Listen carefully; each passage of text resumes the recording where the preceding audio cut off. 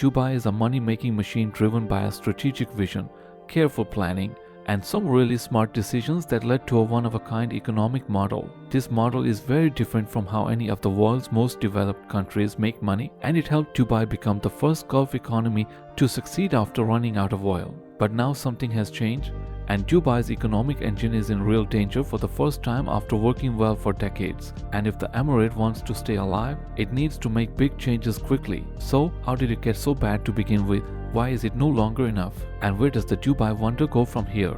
Before we can understand Dubai's problems, we need to know how it got so rich in the first place. And it all starts in the 1960s. Back then, Dubai was a small, poor fishing town that wasn't very important and had nothing to do with the city we know today. Then, however, two big things happened. First, Dubai found oil, just like many other places around the Persian Gulf. Even though its oil supplies were small compared to other places in the area, it still gave the small town a lot of money all of a sudden. Second, Dubai got a new leader, Sheikh Rashid bin Said Al Maktoum, who had the idea for Dubai as we know it. The Sheikh understood early on that, unlike their neighbors, Dubai's oil reserves were not big enough to last very long, and they would run out in just a few decades. And they had to be very smart about how they spent the oil money while they had it so that they could still live when it ran out. This was a good example of foresight and planning, especially since Dubai was surrounded by other Gulf states that were spending money left and right. As soon as the oil money started coming in, the Sheikh used it to quickly build the airport, roads and hotels that Dubai needed to connect to the rest of the world. Then Dubai had another stroke of luck.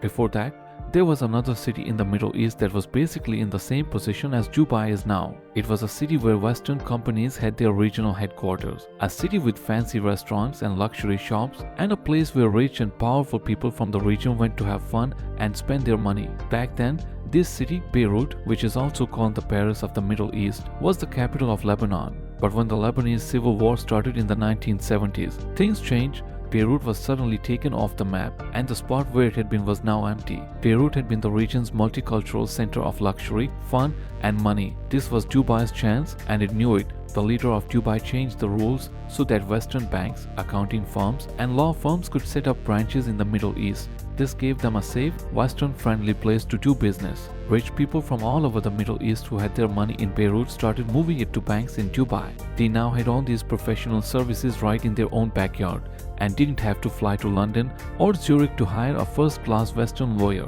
To make things even better, the ruler of Dubai quickly grew the local airport and started their own airline. This made Dubai easier to get to and took traffic away from other airports in the area, making Dubai a major air hub for the whole Middle East and North Africa. And as a result, it was able to bring in even more tourists who came to spend their money in Dubai's shops, hotels, and restaurants, which are always getting bigger. And to top it all off, Dubai's government came up with another plan that led to the creation of its most important industry, real estate. Since about 1995, Dubai started bringing in millions of cheap workers from India and Pakistan to work on construction sites. It also put all of its leftover oil money into building a huge amount of real estate, based on the idea that if you build it, they will come. It worked. Since the 1990s, Dubai has been building more and more amazing real estate projects. These projects bring in more tourists and businesses and help Dubai become less reliant on oil, just as its oil supplies were running out. Now, less than 5% of the country's GDP comes from oil sales. So, that's the secret to the Dubai miracle. The construction industry and a network of companies based around tourism and retail that live off of tourists, and banking and financial services given by foreign companies for Middle Eastern elites. It's a completely different way to run an economy than how most highly developed countries do things. Dubai, on the other hand, doesn't have as many natural resources as they do, and with a few exceptions, it doesn't have any widely successful companies. Instead, it depends almost entirely on foreign investment. Even though this plan has worked for Dubai so far, it probably won't work for much longer because the environment in which Dubai did so well has changed in a bad way. Dubai was lucky and bad at the same time because it didn't have nearly as much oil as other places in the Gulf. On the one hand, it meant that Dubai had to work hard to get money from other sources. On the other hand, it was a big advantage because all the Gulf countries spent their oil money in Dubai, so it had almost no competition in what it had to offer. But that is changing, and it's changing very quickly. According to the IMF's most recent report, The Gulf countries are in very real danger of running out of money before they run out of oil. This is because the global demand for oil is likely to drop much faster than was thought before, and because their huge spending will continue to grow much faster than their oil revenues. The IMF says that the Gulf countries could run out of money as early as 2034, which would be a huge problem for their economies in the future. It means that they need to totally restructure their economies, and they need to do it much faster than they thought. If they don't, they'll have to deal with some pretty bad things, and the oil-rich Gulf states know this very well. That's why they've all been talking about big plans to change their economies and stop depending on oil in the next few years, like Saudi Arabia's Vision 2030. And this is very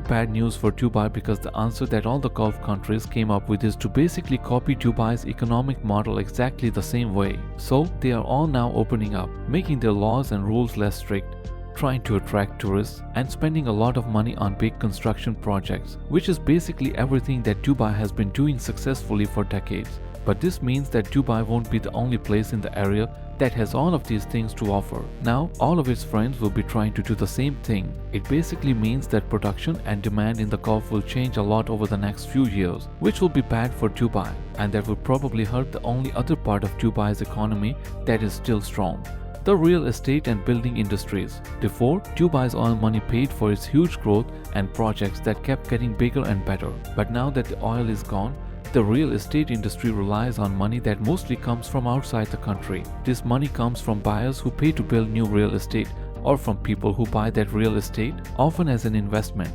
Obviously, this scheme will only work as long as this money keeps coming in. And while this is true for every real estate market in the world, it is especially true in Dubai because so much is being built. Because Dubai has 3.5 million people, on average it built more homes than London and New York put together. And this mismatch is made worse by the fact that 90% of Dubai's people are foreign workers who moved there for work.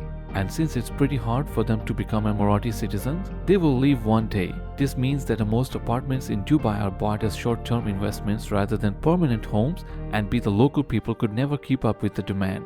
And because of that, the whole sector is very vulnerable if the other two parts of the Dubai economy don't do as well and people stop coming to Dubai to work or spend their money. The real estate industry will also fall apart. Now, one good thing about Dubai is that it has a pretty capable government that has shown it can think strategically and plan for the future. And they know very well that Dubai is in a bad situation, so they are working hard to rebuild the Dubai economic model from the ground up before it crashes. So, in January of this year, they announced its new economic vision, which is basically a plan to make Dubai a real economy based on homegrown businesses, technology, and an educated people. But that would have to be done very quickly and would be very hard to do. Right now, Dubai depends on both foreign workers and foreign money. It has a very small population, and it doesn't have a good school system, a well-developed industry, or skilled domestic workers. Now, this doesn't mean that Dubai will fall apart tomorrow, in a month, or even in a year. It has been very resourceful in the past,